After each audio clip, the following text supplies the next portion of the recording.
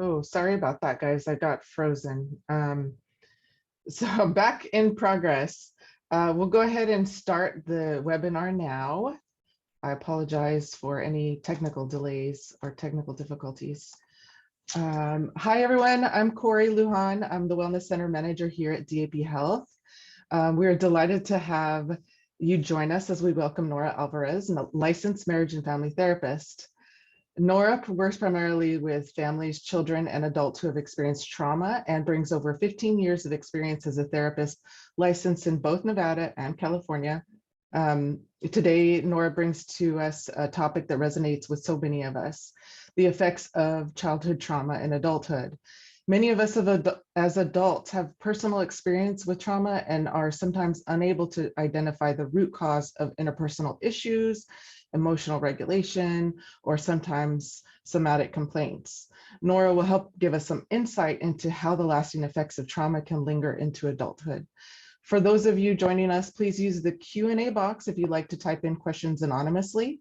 Time permitting, we'll get to all of the questions. You can also use the chat function, but be advised that that's not anonymous.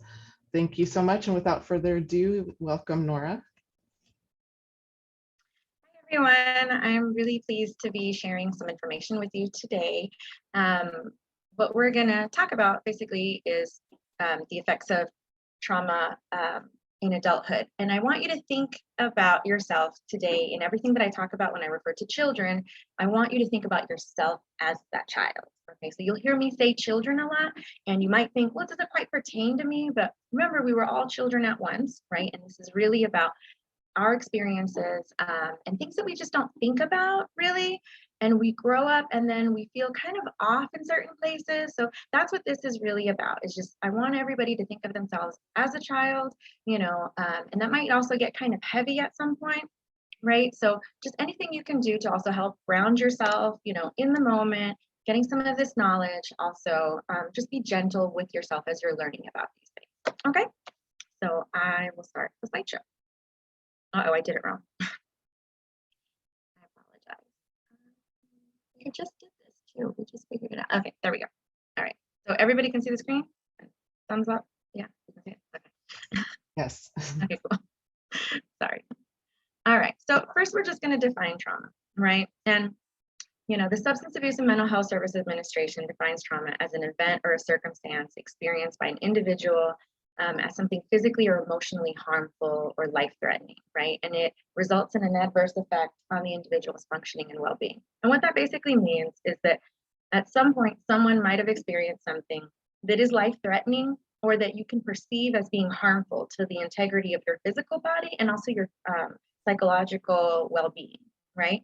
This threat also can be to someone who's very close to you, especially in childhood trauma. We see a lot of children who the trauma, they didn't directly experience it, but their primary caregiver did. Maybe a sibling did, maybe somebody in a school setting next to them, right?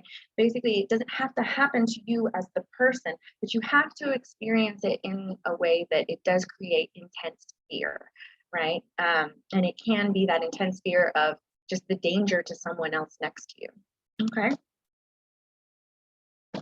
When we talk about trauma in childhood, we tend to think of just like, I like to call it like the capital T trauma, right? Things like abuse, physical abuse, emotional abuse, and sexual abuse.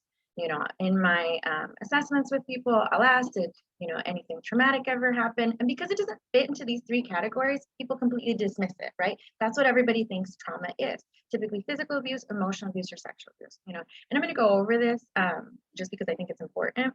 Right? Physical abuse is just any kind of aggression towards a child that leads to injury or risk of injury. Again, you know, this can be something that can be from a primary caregiver or just from another person, from an unknown adult, right? Or somebody responsible for that child, somebody who's taking care of that child. You know, we see physical abuse also in settings of schools, you know, clergy, right? In religious settings, things like boys and girls clubs at times, right? So it doesn't necessarily have to be a parent. It just has to be somebody who can, you know, inflict pain on that child, right? And at times it can even be an older sibling, okay? Emotional abuse tends to be a little bit more, I guess, broad in a sense, because people don't quite have a handle on it sometimes, right? We might not see what we went through as emotional abuse, right? But this is just a range of, this is non-accidental, so it's very purposeful, right? That creates fear or intends to, threaten again that child's dignity, that psychological dignity, right? You're messing with someone. Gaslighting is a form of emotional abuse. And for those of you who don't know what gaslighting is, it's just, continuously lying to a child or a person, making them believe that they're crazy, right? Things like that. Threats to abandon a child could be emotional abuse, right? Threats to harm a child, threats to harm family members or people that child cares about, berating, shaming, telling a child that they're worthless repeatedly, right? Telling a child that, that they have no value because they're like their parent or something, right? We come up with these negative, punitive ways that we talk to children, and that just causes them to feel humiliated and have no self-worth. So that's what typical emotional abuse looks like. And then sexual abuse is when a person, who can exert power and control over another person does so for their sexual gratification, right? And I think when it comes to sexual abuse, also, we have a tendency to minimize the things that, we might go through. I've often heard adolescent clients feel like it wasn't sexual abuse, because of whatever the perception was, that they were in relationships maybe with these people, or things like for example, people will say terrible things, right? Like, oh, well, it was because of the way I was dressed. It's because I used to go here and do these things or whatever, right? They minimize it. Or because there is no penetration sometimes. They don't identify it as sexual abuse, right? Even though there's something clearly sexual in nature that was not for the child or for the adolescent's pleasure. It's for the person in power's pleasure, right? And whenever someone exerts power and control over us, that clearly gives you the idea of sexual abuse, right? Let's see. So, all right. So now we're going to go over additional examples of childhood trauma. And basically, this is that stuff that we minimize, right? This is the stuff that we think, oh, well, other people had it worse than us, right? And this doesn't really constitute trauma, right? But it does. So, and again, when I talk about childhood, I want you to think 0 to 18, right? When you're dependent on an adult for caregiving, right? So neglect is definitely in the trauma category. Whenever there's a threat to my safety and security, right? If I don't have a consistent meal, if I don't have a consistent housing, if I'm moving from caregiver to caregiver to caregiver sometimes, that could be a form of neglect, right? Poor supervision. Many children get injured because of a lack of supervision, right? That can be due to neglect. Domestic violence. Another thing that gets minimized within domestic violence is that people think if the child wasn't there to witness the actual physical harm, then the child didn't witness domestic violence. But that's not true, right? We all know that when we're in the middle of watching people in a fight or a conflict, that creates a sense of stress in us, especially as children, when it's our primary caregivers or when there's a harm to a primary caregiver, right? When we see emotional abuse and degrading statements towards one of our primary caregivers, again, that creates emotional abuse within us, okay? Illness and medical trauma. This is something that I'm coming across a lot of right now with COVID, children losing caregivers or children seeing their family and friends getting sick suddenly, and not understanding what's going on, seeing them go off to the hospital, not coming back, the fear of them going to the hospital, the fear of just COVID in general for children, that can also be traumatic, right? Serious injuries or accidents, things like car accidents. We minimize car accidents and then we wonder why as adults we're driving and we have that startle response, right? Things like that. And not just car accidents, but any kind of accident or injury. Natural disasters are huge. I think that, we look at California and these fires that happen, and we might not necessarily consider them natural disasters because we think, again, of like, a 7-point magnitude earthquake in, some random country. That's much worse, right? But no, when you're experiencing it, when there's a threat to your life, or you just don't even know if it's a threat to your life and you're watching it on TV repeatedly so that you have the perception that something can happen, right? Those natural disasters are impactful, okay? Kidnapping, obviously, when we think about kidnapping, we also forget that sometimes there's parents who don't give their children back during the set times that they're supposed to, right? If people have custody agreements and that child will know, oh, okay, I need to be home by 5 on Friday and dad's not giving me back or mom's not giving me back or mom's saying she's not going to give me back, right? All of that stuff can lead to a traumatic experience. Okay. And these are additional ones: traumatic loss and bereavement. Again, the death of a primary caregiver. Even if you didn't see it, you've lost that caregiver, right? The death of a sibling, the death of friends. I see a lot of high school students whose friends have committed suicide or suddenly die, right? Forced displacement, forced relocation due to political reasons. Another thing about forced displacement is, what if you got, kicked out, right? Due to, gender identity or any, sexuality preference, whatever, right? Or, we see this happening to people also who leave due to, incidents of racism or, police brutality or whatever, right? And people start fleeing certain areas, right? So it doesn't necessarily have to be you're a refugee from Afghanistan, right? It could just be as simple as, you left your home or your parents left their home, their country of origin also, right? Because of some sort of threat. And I see this a lot also, I have to say, with undocumented people, right? That whole experience was super traumatic, and then living here now, right? Like it creates just a sense of stress that's ongoing, that never goes away because you're always worried, what if someone finds out? Right? Impaired caregivers, this is another big one that I think people minimize. If we had a parent with alcoholism, if we had a parent with a substance abuse problem, right? And their moods shifted, or we couldn't count on them regularly, right? Or any kind of mental illness, and we didn't really understand as children what was going on, if people were suddenly reactive and we didn't understand what we had done, right? All of that is due to an impaired caregiver. And again, our brain doesn't quite understand what's going on. It doesn't process it well, so that could be traumatic. Community violence and school violence, I think we all have like kind of a handle on as well. And what I want to say about community violence and school violence is that now, thanks to basically our phones, right, we see it constantly, right? And as children, if we're seeing that, on Instagram or, TikTok, whatever the kids are using, right, and you're seeing it constantly, that again is giving you that mental image. That again is giving you that feeling that I'm not safe, even though in the moment you are, and you might be miles away from that's going on.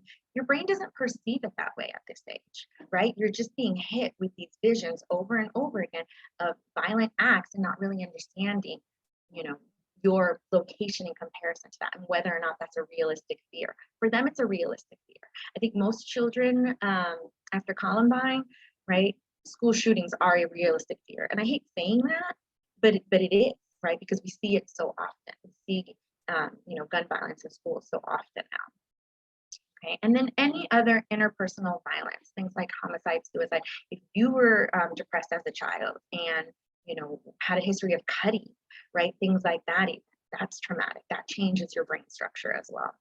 Okay, I hope I didn't go through that really quickly.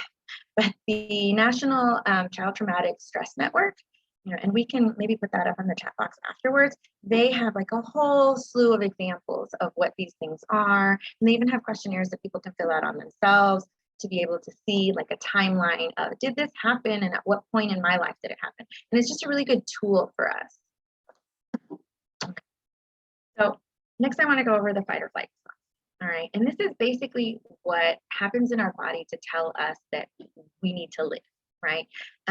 When it comes to the fight or flight response, we all have some sort of baseline of calm, hopefully, right? We all have some sort of baseline of like, that feeling of everything's okay, right? And then suddenly something dangerous happens. It could be something as simple as a car accident, let's say, right? Car accident happens, or like in this, cartoon, a tiger or whatever, saber-tooth tiger is coming after them, right? After the cavemen, right? And so the body immediately tells, the brain tells your body it's time to survive, right? And so what that does is that it shoots cortisol and adrenaline through your body. And that's going to help give you the energy and the ability to literally fight or, run away from this danger. That's the body's response to make sure that I survive, right? And in this fight or flight response, you get this enormous amount of energy, your immune system, gets activated, like everything works perfectly well to get you out of that situation.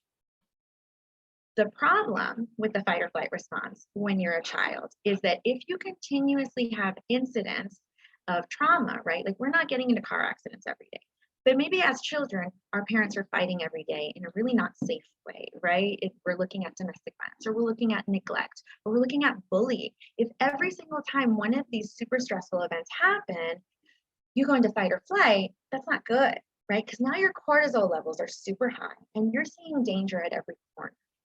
And as adults, if you've experienced a lot of trauma in childhood, you have a tendency to be looking for danger at every corner because that's your norm, right? As an adult, if we never had trauma, this response goes in, and then we have time to come back down, right? We have time to be calm, right? And then wait for the next event, right? But as adults, if we've had this happen over and over again as children, we're typically already there. We're close to that fight or flight response. And little things can trigger whether it is a memory that we can acknowledge or not, right? And it brings us right back up there. And we might not even know what it is at times that brings us right back up. Okay, I hope all of this makes sense. And if not, that you guys ask questions.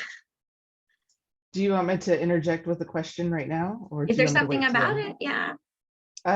Well, an attendee says, I am aware of a lot of childhood trauma that I experienced. However, I do not remember the majority of my childhood and have a lot of memory issues as an adult. Is this common? Yes.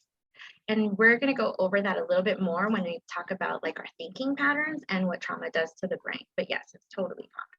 And a lot of it has to do with this fight or flight response, right? Your brain tells your body you need to survive. So that's what it's focused on. It's not really focused on, learning or maintaining those happy memories, right? It's not focused on any of that stuff.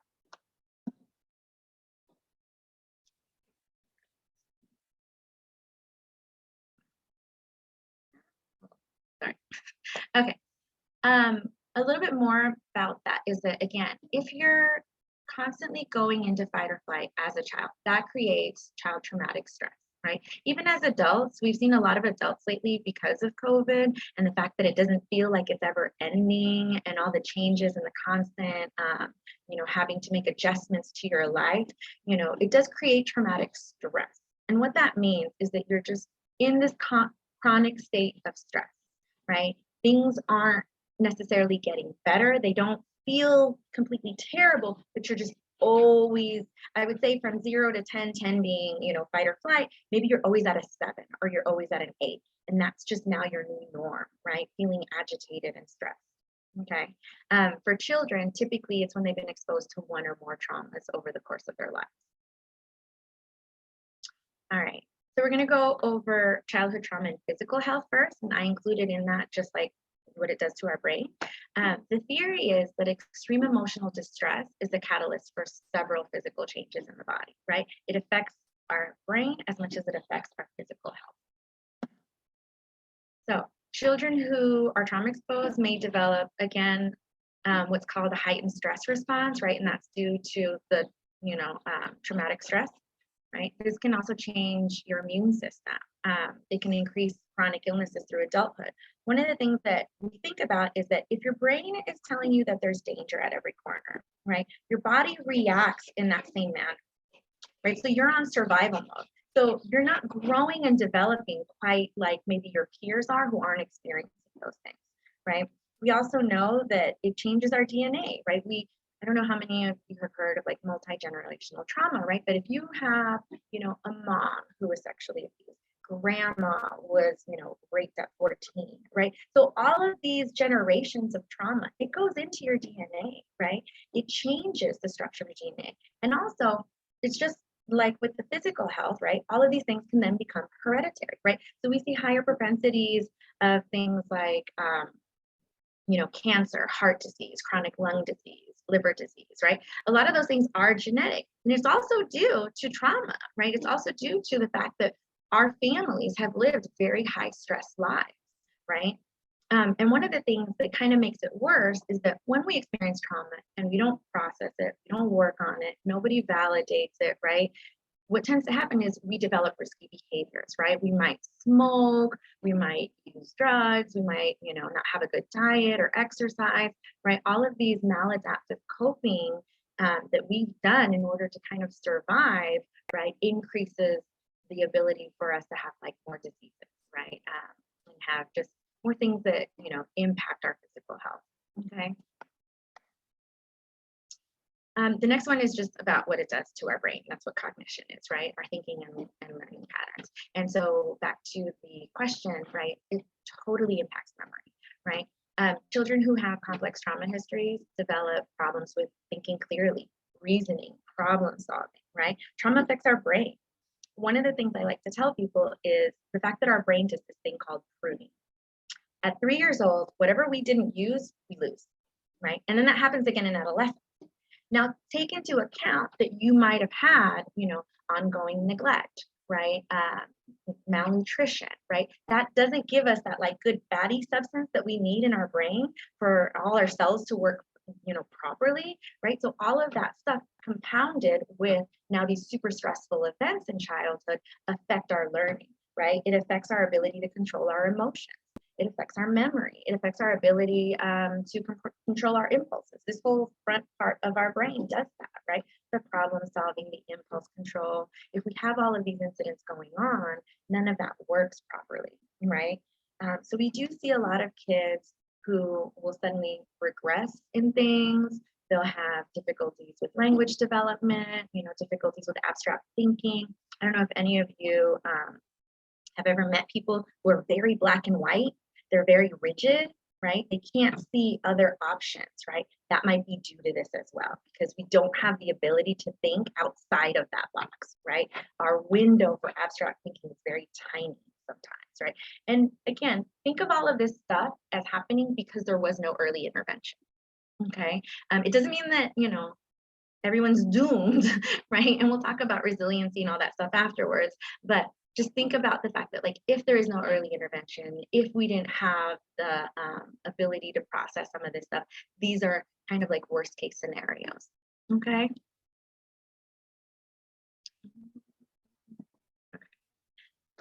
So now we're going to go over childhood trauma and relationships, right? And I love this quote, and I don't know who said it.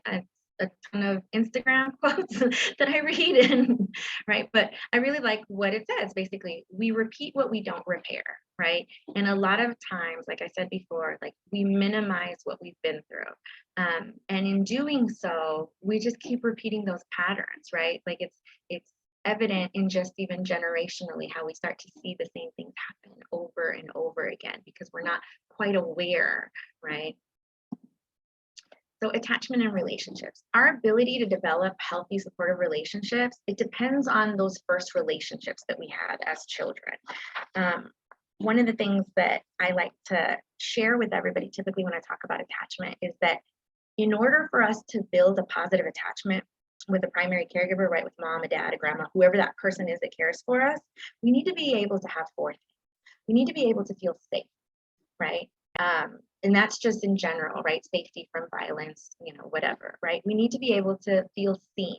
My person sees the whole person in me, not just the bad, not just the good. They see the whole person, right? They see the worst moments, but they know at the core of me who I am and that I'm worthy of love, right? That's what it means to be seen.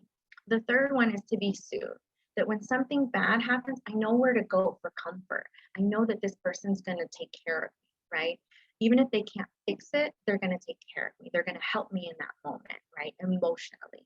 And the last one is to be secure. And what to be secure means, in the difference from safety, is the fact that in this relationship, I know what's going on. I know what to expect from that primary caregiver. I know that that person is going to react in the same way typically, right? And not be all over the place. So those are the 4 things that we typically need. And the other thing that we need is at least one caregiver, one consistently, you know, safe, secure person who's going to be there for us, right? A child with complex trauma history is going to have problems, you know, in romantic relationships, in friendships, with authority figures, right? If they never had any of that with a primary caregiver, okay?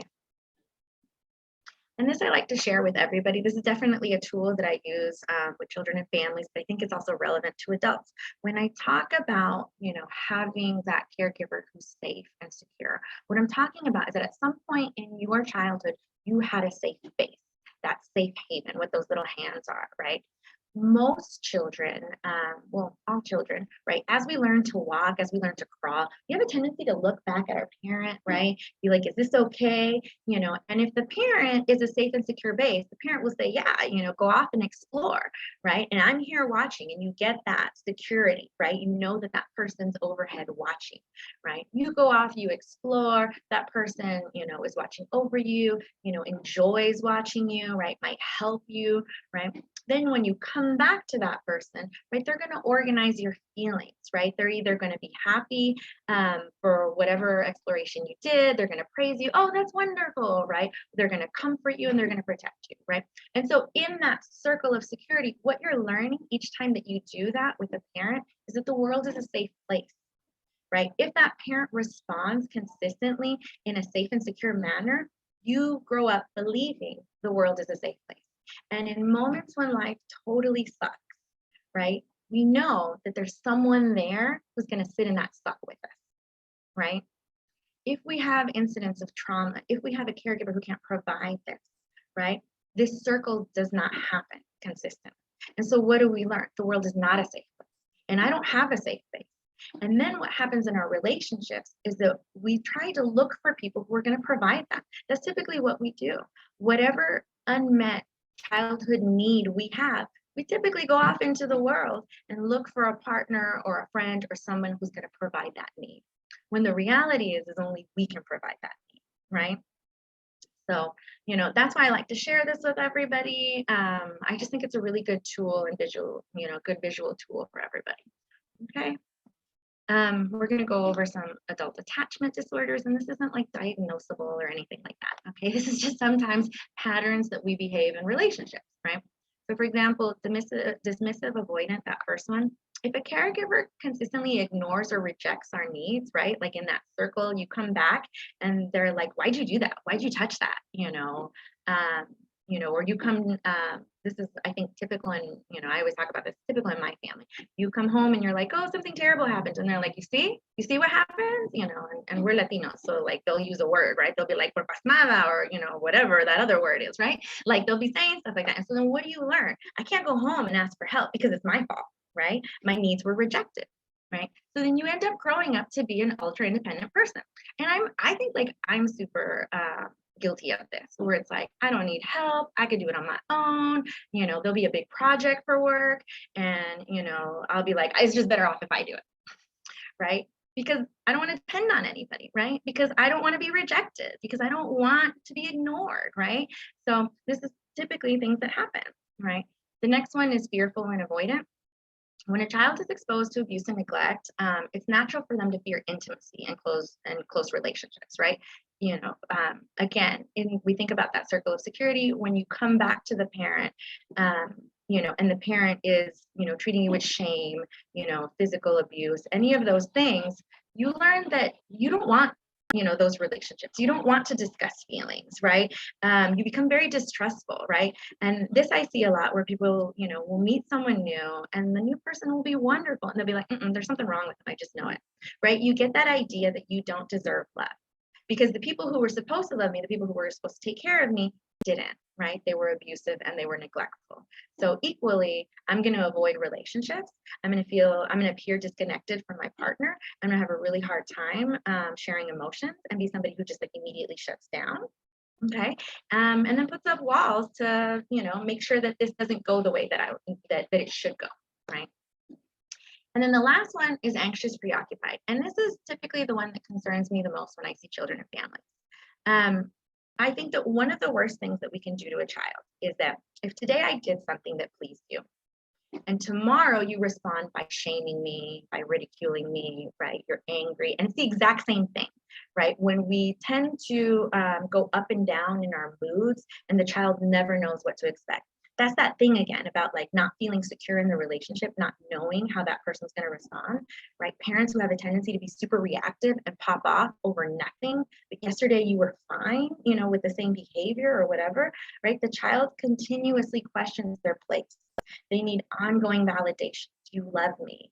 Are you sure you're happy? Did I do something wrong, right? When a child has to do that constantly throughout their life, right? That's not okay. And the caregiver cycles between loving and rejecting the child repeatedly, right? I don't know, and I might age myself, how many of you have seen Mommy Dearest, right? This is definitely one of those types of caregiver relationships, right? Like one moment she was fine, and the next she was just like, no wire hangers, right? But you'll have to go see it if you're too young. So the adult then though becomes what we consider clingy or needy, right? And I hate using those words because I feel like it isn't that the adult is clingy or needy. The adult just needs reassurance. They need validation in their relationships. But that's how we perceive it on the other end, right? Like, why is this person so clingy? Why are they so needy? Why are you constantly asking if I'm happy, or if I love you or whatever, right? And everything feels like a rejection, right? That's because this is what happened to us in childhood. We don't know that we're worthy of love. We think we're causing every terrible thing out there, right? Especially within our relationships. Okay. So I hope all of this kind of helps, and I'm not going too fast. So now we're gonna go into mental health, right? And I think it was Faulkner who said this. I'm not sure. I'm like terrible with these quotes, but the past is never dead. It's not even past, and it's so true. Even if we don't remember all the details of the past, it's there. It's there in our behavior, right? It's there in our physical health. It's there in our brain development, right? So the idea of all of this, right, is that it's all connected. If my physical health is crummy, and I don't quite know why I always feel terrible, but I always have these ailments, these somatic symptoms, all of this stuff, right? If my brain didn't develop the same way as my peers did because I was on survival mode. Now my school is affected. Maybe my work performance is affected. Maybe I'm someone who can't quite always hold a job or just feels unfulfilled in that job, right? And then my relationships are affected. I don't have, close friendships maybe because I'm super distrustful, right? I've had poor romantic relationships, right? All of these things. And then maybe my loved ones, my primary, my family, I don't have good relationships with them because of all the things that happen, right? All of this stuff is going to affect our mental health, right? It's like the perfect storm for mental health conditions. Children who've experienced complex trauma, they have difficulty identifying their feelings, expressing those feelings. If we didn't have someone model it to us, we don't know how to do it, right? We have difficulty managing our emotions. We might have limited language for feeling states. We might have had primary caregivers who popped off every time something happened. So what do we learn? To do the same thing, right? Right? At a moment's notice. And we don't really know how to communicate what's going on for us. Or maybe we shut down. If we had caregivers who all of a sudden would start talking to us, right? What's the word? I think they use stonewalling, right? Like they're upset with you, but they're not telling you why they're upset. That's also traumatic in childhood because you don't know what to expect. But then what do you learn? Whenever your partner is mad at you, I'm going to shut down too. So now I'm not expressing these things, right? I'm not expressing these things and I'm developing more symptoms. I'm developing more behaviors that are going to impact my mental health, right? We see that trauma-exposed children are at a higher rate for early onset mental health disorders, right? Like we've already talked about this, that we have intimacy dysfunctions, social adjustment problems, right? We don't adjust socially well with peers at different developmental stages in our lives, right? And our relationship quality kind of taints. So we're going to go over typical mental health disorders that are associated with trauma. And I think the big thing that everybody thinks is PTSD, right? Or complex PTSD. We know that something happened. There was an incident. It was life-threatening. It could have been sexual abuse. It could have been, a moment of violence, right? And so we have a tendency to think of PTSD as only happening with trauma with a big T and not trauma with a little t, right? We tend to think only veterans get PTSD or, sexual abuse survivors get PTSD, right? Rape victims get PTSD, but that's not true. You'd be amazed how many children I have seen at 3 years old with PTSD just because they were taken from their caregiver and put into foster care. Things like that we would think didn't matter, right? when we think about PTSD, it isn't always flashbacks, right? It isn't always like, on Grey's Anatomy, those intense moments that you see, right? It can just be as simple as regulating your emotions, right? I'm happy, then I'm sad, then I don't know, and everything might make me sad. I'm not quite sure what's going on. Problems with memory, right? And then sudden intrusive memories. People don't think about that often, right? Like you'll be driving and something pops into your head and you're like, why did that pop into my head? And then all of a sudden you're getting teary-eyed and you have no idea why, right? You might drive by a place and it might just suddenly remind you of something and you get that intense emotional reaction throughout your body, right? That's what an intrusive memory is. Nightmares that we can't quite explain sometimes, right? It doesn't have to be a nightmare of a specific incident. If you're someone who regularly suffers from nightmares, regularly suffers from like sleep disturbances, right? I can't quite go to sleep because my brain keeps going and then I can't quite stay asleep, right? And then avoidance is huge. We avoid talking about it. We avoid thinking about it. We avoid all sorts of things having to do with something that's going to remind us of the trauma that we experienced. We might even just avoid our families, right? People don't realize that. Negative thought processes is huge.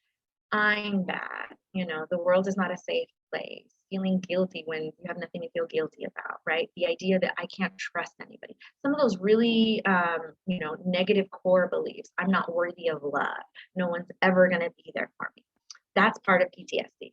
A lot of somatic symptoms, what that means is headaches, muscle tension. If we walk around the world like this, and we might not look like this, but this is how we are, right? We're super rigid and tense throughout the day. We clench our jaws, right? Like I do this, like I want everybody to see the frown lines that I'm getting. I'll just like intensely, right? You're just all sorts of scrunched up and rigid, but and I'm doing it exaggeratedly, but our body literally is like this sometimes for 12 hours out of the day. And then we wonder why our neck hurts, right? Then we wonder why our teeth hurt, right? While we're having all of these like dental issues, because we're clenching the crap out of our jaw, right? All of that kind of stuff. Those are somatic symptoms.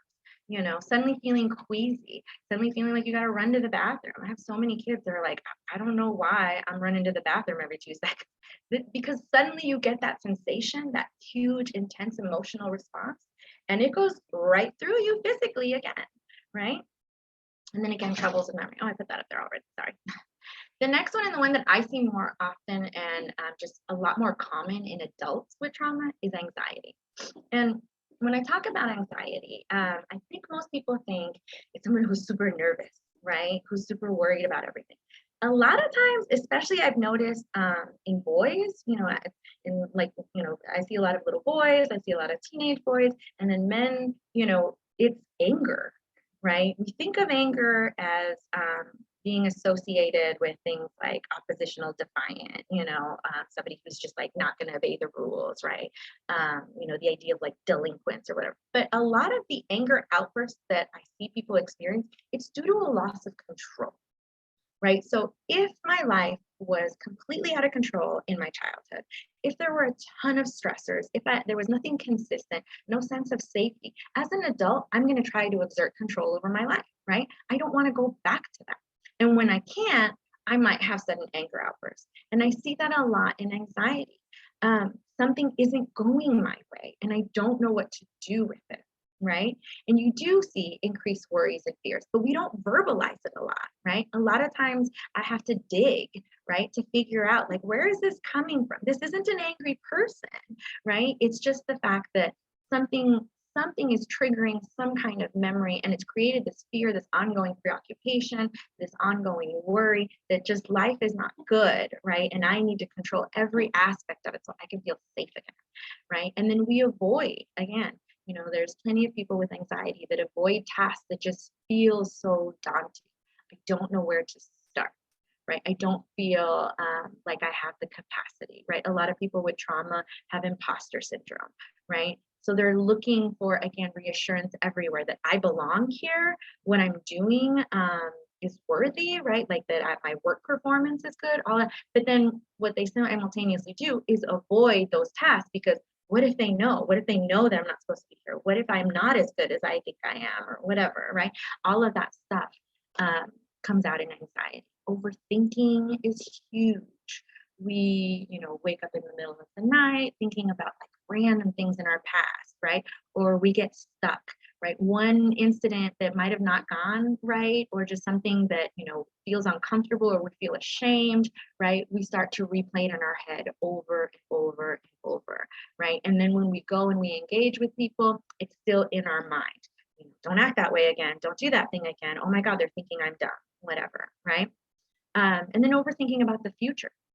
People who sit there and try to plan out every aspect of their lives, right? People who sit there and they're worried about all of the things that could potentially go wrong, right? That's a big part of overthinking. So we tend to overthink about the past, and we tend to overthink and worry about the future, but never actually being in the moment, right? Our brain is somewhere else. And then panic attacks are very common as well. When people talk about panic attacks, I like them to really think about what it is that they're experiencing. Was it trouble breathing? Was it like you felt like you were having a heart attack? Did you see spots, right? Were you dizzy?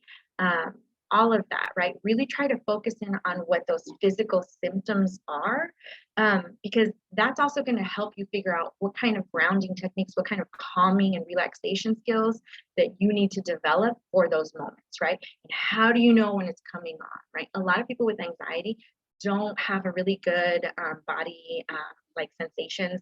They're very rigid again, right? But then when these things happen, it all hits you all at once, right? So part of helping people with panic attacks is slowly getting them to have more awareness of the physical symptoms of anxiety that are leading maybe to that moment of panic. Okay. And then the last one is depression. There is a lot of people who suffer from depression with, serious trauma histories. There was a study out of Germany that they found that like 75% of the people who were participating in this study for depression had trauma, and 35% had multiple incidents of trauma. And this was all childhood trauma, right? Again, we're going to repeat the things we don't repair, right? If my brain is on survival mode, if my brain's telling me that the world is an unsafe place, if my relationships suck, right? All of those things, it's going to impact my mood. It's going to impact my thinking, right? So now all my thoughts are negative. I go to the worst possible place all the time in my head, right? Why am I alive? Those thoughts of death and suicide, I hear that often. I just don't know why I'm alive. Why am I still here, right? Excessive guilt. If people have minimized what you went through as a child, which happens often, right? Oh, it's not that bad. Oh, you don't know what trauma is, right? If people did that, then you're going to feel guilty all the time. You're going to feel like everything's your fault, right? Sleeping difficulties and changes in appetite are huge in depression. A lot of people with depression get a real bad rap, right? Why are they so tired? All they're doing is sleeping. Your body is making you sleep because it needs that, right? Your brain is telling you that you are exhausted and that your body just can't take it anymore, right? And that's why you need that sleep. Right? That's why maybe you forget to eat. If you're forgetting to eat, it's also going to mess with your sleep, right? Or if you're overeating, it's going to mess with stuff, right? So it's not just this is separate from all of this, right? No, it's all connected. My brain influences my physical health, right? So that's a lot. And so now, we'll get to, I think, the questions, and if you guys have, I don't know, any questions on what do you do with all this, right? Now she just totally depressed us and told us about how our childhood might have been terrible and we have all of these things that aren't working, right? Obviously I'm always going to be a big proponent for therapy because I'm a therapist, right? And the other thing too is okay, if you're not ready for therapy, right? Because a lot of us avoid, we don't want to talk about this stuff, right? We think of it as a wound that we're going to reopen, but really the wound has always been there, right? You have this scar, you have this wound. What we want to do is to clean out the wound, right? To help it not get further infected. That's our job as trauma-informed therapists, is to help you with that wound. And this doesn't mean that you're going to go to therapy and then everything's going to be wonderful, right? I think that that's often a misconception, is that I go to therapy and things aren't going to trigger me the same way. No, you're still going to get triggered, but you're going to be more informed. You're going to have the knowledge. You're going to have the skills, right? You're going to know what it is that's going on. You're going to be able to see it, feel it, and not get stuck in it as long, right? That's the power of resiliency. That's the power of processing these things. These books are also just great tools. You know, if you're not ready for therapy, if you don't want to go there yet, buy a book, right? Read about it. Like learning about what is going on with you can be so validating and just invigorating, right? It helps you move forward. It helps give you that validation of like, wait, no, I went through some real stuff, right? And I need compassion for myself, right? Self-compassion is a huge thing. You know, we talk about self-care all the time, but nobody talks about self-compassion, right? Sometimes reading a book to validate what you've been through helps you give yourself the compassion that no one else did. Okay, I hope this is helpful. That was very helpful. So I do have a question. This question was posed earlier. So as a result of this presentation, this person identified 9 examples of traumas that you gave. Is there a scale of how impaired one might be as an adult based on the amount of and type of traumas they experienced? No. So everyone's different, right? Depending on the age of our trauma, depending on protective factors. What that means is like, did you have people around to support you, right? Did you, you know, I have some kids that like the main consistency in their life is school, right? Well, it was before the pandemic, and those positive influences there, right? That's a protective factor, right? Depending on the duration of the trauma, right? And then just every single person is just different in terms of their resiliency, right? So we really can't measure, is someone, and I don't want to say this, but is someone like, you know, more screwed up than another person? I think that that's how our brain thinks, right? Like, oh no, you know, we have this thing called the adverse child experiences that physicians do with children during their physicals, right? And there's something like 8 or 9, I can't remember, but you know, has your parent gone to prison, right? Does your parent have a mental illness, right? And like, honestly, like when I score that thing, it's at a 7, right? It's pretty high, you know. Does that mean that I'm not capable to function? No, right? It's all dependent on resiliency and a number of things. And I think to say like, you know, this person's worse than this person because of this, that's not true. Pain is pain, right? And everybody processes it differently. You know, Corey and I could go through the exact same thing and have completely different ways in which our brain develops from it, right? There's no one tool that's able to tell somebody, yes, you definitely, you know, are worse off than all these people. No, and I would never say that. I hope that was helpful. So here's another, I guess it's a question. So is lack of adequate sleep, would that be a major cause of abuse as well? I mean, it's definitely correlated, right? Like if you have a history of abuse and you know, don't sleep well, definitely that's something, you know, that's connected. A lot of people don't have nightmares, but they don't understand why they toss and turn so much.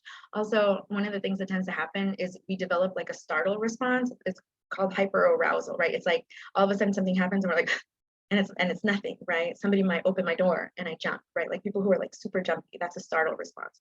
If you had that throughout childhood, right, where you always were on the lookout for danger, you're never going to get into that deep sleep, right? That really good sleep that we get, that, you know, we can sleep through anything. You're never going to get there because your brain's always on high alert.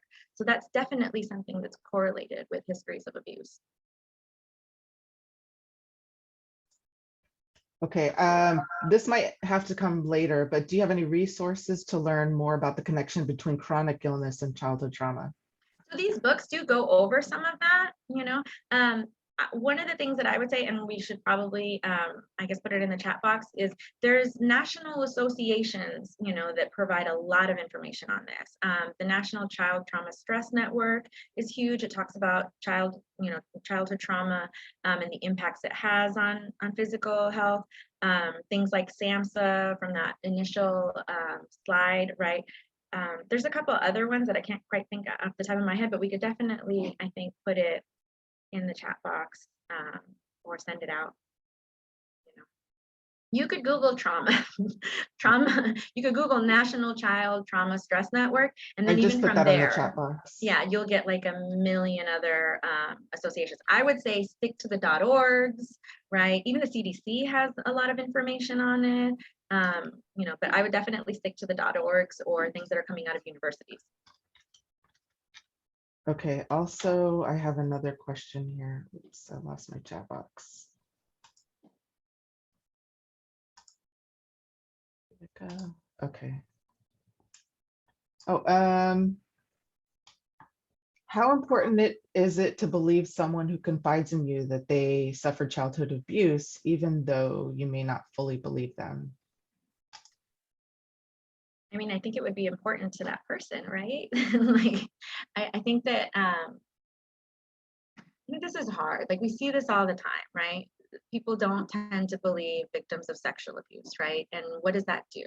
That just, makes other victims of sexual abuse, believe that there's no point to saying anything, right? And it's the same thing with childhood trauma, right? It's that thing about, trauma with a capital T, right? A lot of times we tend to doubt people, or we tend to put our own perception on what they're telling us based on our own experiences, right? So again, I always go back to pain is pain, right? I think it is important to validate people's pain. Even if you don't perceive it as something that would be painful to you, it's still painful to them, right? How important is that relationship? If that relationship is important to you, you might want to believe them. Thank you. I have another one. Can you elaborate just a bit on how schools can handle childhood trauma with behavior modification? That's like Or a whole other training. So one of the things that we're doing a lot better, I have to say, in the last like 15 years when it comes to schools is that we are providing trauma-informed care from the get-go, right? We are training more counselors on how to identify trauma. There's a lot of programs out there. There's one called CBITS that's basically a group setting, that we do with children and adolescents. It's a group format for trauma, right? When it comes to behavior modification, that's more tricky, right? This is where I want to train our teachers, right? To understand that a behavior has an underlying meaning, right? If I'm being modeled, shame, blame, abuse, right? I might end up becoming a bully, right? It comes from somewhere, right? If I don't have a consistent food, if I don't know who I'm staying with after school today, if I'm sleeping in a car, if I'm having to take care of my siblings, my mother, or any number of the things that we've already gone over, right? That's going to impact the child's behavior. So I think that's what's difficult right now is teachers don't have enough support. I don't think they have enough tools. They definitely just don't have enough support. And I'm noticing it so much more right now with COVID. When we all came back to the schools, the rates of referrals for kids went through the roof, and people thought, oh, it's going to be social skills. No, it's a whole slew of behaviors, a lot of anger outbursts. There is anxiety, a lot of defiance, right? We had kids who were locked up with caregivers who either didn't pay attention to them or were just inappropriate caregivers, right? So that's going to come out in behavior. So when it comes to schools and all that, like, it's a whole other training, right? Teachers need more support. And right now, we have such a shortage of teachers that they're just not getting it. I hope that was helpful. the last question I have is, how do I support a 17-year-old with PTSD? He has therapy twice a week. I think one of the best things that a person can do is to validate our experience, right? And this kind of goes hand in hand with that other question about like, what if we don't believe them, right? When something like this happens to you, right, whatever the trauma might be, capital T, little t, we don't quite trust ourselves, right? We don't trust our experience. If people aren't validating our experience, if people are minimizing it, right, it just reinforces those negative thoughts. It reinforces the fact that our life has no value, that we have no self-worth, right? So the biggest thing you can do is to validate that experience, to normalize what they're going through. One of the first things I do with people is explain to them that your difficulties in sleeping, your irritability, you're not feeling safe, right? All of these things are normal for what you've been through. Your brain and your body's reaction to what you've been through is normal. It feels crazy making, but it is normal. And together you're going to get through this, right? Be that safe, secure base that we talked about. Even if you can't solve a child's problem, even if you can't solve your partner's problem or whoever, right? But you can sit in those sucky moments with them. That's what people need the most, right? life is going to suck regardless, but who can sit in the suck with me? Be that person, right? Without problem solving, right? Just validation, right? Just emotional support, which is hard also if we've gone through our own traumas, right? Thank you. Are there any other questions that anybody would like to ask?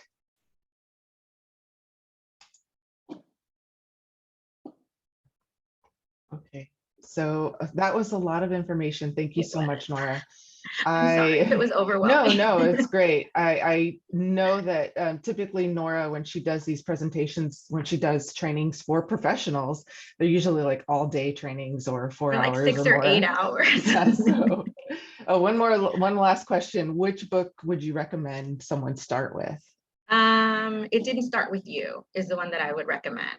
I think it's the easiest read. The one in the middle is the new one with Oprah and Bruce Perry. And I know like people are like, why is Oprah writing a book? But for those of you, who might just be like, right, it's actually really good. Bruce Perry is huge on early intervention. The youngest you can go in there to help a child is going to completely change, their outcomes, right? That whole thing about resiliency, the sooner we get in, the sooner we intervene, the better outcomes we have. And so he's huge on that. He's huge on just helping you understand what's going on with your brain, right? Like that knowledge is power. So that book is really good. And so don't knock it just because it's got Oprah's name on it. Yeah. Okay. And then The Body Keeps Score is really good. I think that one would also be really good for those people wondering about like chronic health issues. But the easiest read is probably It Didn't Start With You. Perfect. Again, thank you all for coming. Thank you so much, Nora, for joining us Thank you for and having doing this for me. us. And for everybody who's joined in, this presentation was recorded, and if you would like, per anybody's request, I can forward you a copy of the recording later, if you want to share it with somebody, or if you wanted just to revisit it. Also, look forward to our next month's trending topics, which will be understanding the spectrum of gender identity, which is going to be a super important topic as well. So thank you all for coming, and thank you, Nora, and have a great Thank day. you.